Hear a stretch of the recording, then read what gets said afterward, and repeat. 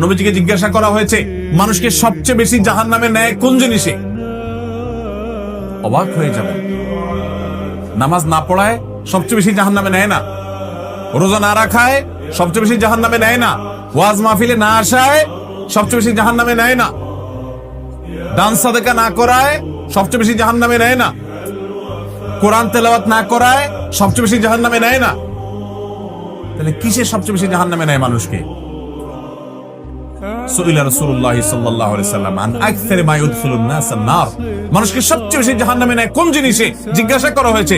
নবীজি বলেছেন দুই জিনিস, আল ফামু ওয়াল ফারাজ, মানুষের জিহ্বা, মুখ এবং লজ্জাস্থান, এই দুইটা অঙ্গ মানুষকে সবচেয়ে বেশি জাহান্নামে নিয়ে যায়।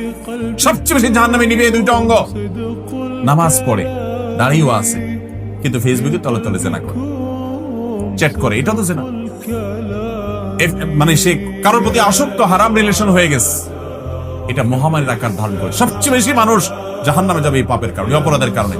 জাহান্নামে যাবেন সেটা তো আখেরাতে, দুনিয়া আপনার জীবন্ত জাহান্নাম হবে এই হারাম রিলেশনের কারণে। আমি ভালো করে সব জায়গায় বলি, নিশ্চিত করে জেনে রাখেন, হারাম রিলেশন করবেন, আপনার দাম্পত্য জীবনের সুখকে আল্লাহ তাআলা হালাল রাখবেন না, এটা আপনার জন্য হারাম হয়ে যাবে।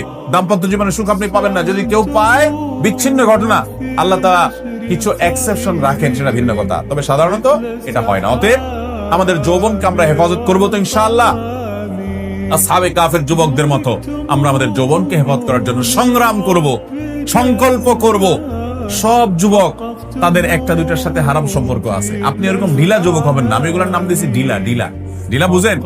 যেখানে যেটা দেখছে ওখানে কাইতে হয়ে গেছে, ব্যাস ওর পিছে পড়ে গেছে, এর নাম ঢিলা। আর বলিষ্ঠ মেরুদণ্ড আলা যুবক হলো যে হারাম দেখে সেটাকে না করার মতো ইমানের শক্তি রাখে। চেষ্টা করবো না ইনশাআল্লাহ। আল্লাহ আমাদের সবাইকে সেরকম ইমানের শক্তি ধারণ করার তৌফিক নসিব করুন।